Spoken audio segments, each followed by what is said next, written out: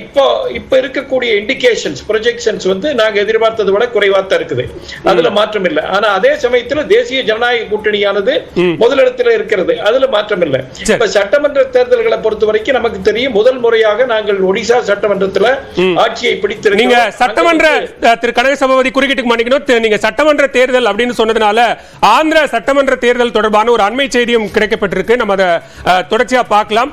ஆந்திர சட்டமன்ற தேர்தலில் ஜூன் 9ஆம் தேதி ஆந்திர முதலமைச்சராக சந்திரபாபு நாயுடு பதவியேற்கிறார். கிட்டத்தட்ட 150க்கும் மேற்பட்ட இடங்கள்ல தொடர்ச்சியாக முன்னிலை வகிக்கக்கூடிய தெலுங்கு தேசம் கட்சி அங்கு தற்போது ஆட்சி அமைக்கக்கூடிய ஒரு சூழல் என்பது உருவாகி இருக்கிறது. ஜூன் 9ஆம் தேதி சந்திரபாபு நாயுடு முதலமைச்சராக பதவியேற்பார் அப்படிங்கிற ஒரு தகவல் கிடைக்கப்பட்டிருக்கிறது. 18 சட்டமன்ற தொகுதிகளில் மட்டுமே ஒய்எஸ்ஆர் காங்கிரஸ் அங்கு முன்னிலையில் இருக்கிறது. ஒய்எஸ்ஆர் காங்கிரஸ் தற்போது முதலமைச்சராக ஜெகன்மோகன் ரெட்டி இருக்கிறார். மீண்டும் பெரும்பான்மையோடு ஆட்சி அமைப்போம் அப்படிங்கிற ஒரு நம்பிக்கையை அவங்க தொடர்ச்சியா வெளிப்படுத்திட்டு இருக்கிற நேரத்தில் தற்போது தெலுங்கு தேசம் கட்சி அங்கு பவன் கல்யாணினுடைய ஜனசேனா கட்சியோடு கூட்டணி அமைத்திருந்தார்கள். அந்த கூட்டணி கிட்டத்தட்ட 150க்கும் மேற்பட்ட தொகுதிகளில் மிகப்பெரிய ஒரு வெற்றியை ஈட்டியிருக்கிறார்கள்.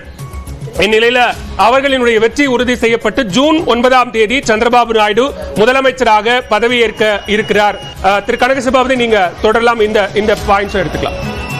ஆமா, அதனால இதுவரைக்கும் பாத்தீங்கன்னா அகில இந்திய அளவில் பாரதிய ஜனதா கட்சி மற்றும் அதனுடைய கூட்டணி கட்சிகள் 18 மாநிலங்கள்ல ஆட்சி பண்ணி கொண்டிருக்கின்றன. இதுல 2 மாநிலங்கள் இப்போது சேருகிறது. ஆக மொத்தம் 20 மாநிலங்கள்ல பாரதிய ஜனதா கட்சி மற்றும் கூட்டணி கட்சிகள் சட்டமன்றங்களில, மாநிலங்களில, யூனியன் பிரதேசங்களில ஆட்சியை செலுத்தும்.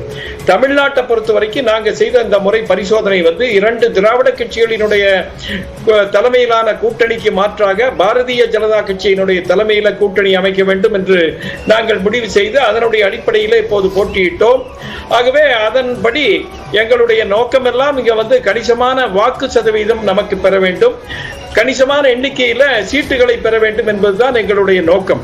ஆகவே நாங்கள் பிரதான கட்சி அல்ல. தமிழ்நாட்டை பொறுத்தவரையில எங்களுடைய கூட்டணியானது பிரதான கூட்டணி அல்ல, 3வது மிக முக்கியமான கூட்டணி. அதை 2வது இடத்துக்கு கொண்டு செல்ல வேண்டும் என்பதுதான் எங்களுடைய நோக்கம். ஆக அதனுடைய அடிப்படையில் நாங்கள் போட்டியிட்டு இருக்கிறோம். போட்டியிட்டு இப்போது தேர்தல் முடிவுகள் எல்லாம் வந்து கொண்டிருக்கின்றன. நாங்கள் இந்த இண்டிகேஷன்ஸ் இதுவரைக்கும் நாங்கள் எதிர்பார்த்த அளவுக்கு இல்லை என்று கூப்பிட்டாலும் கூட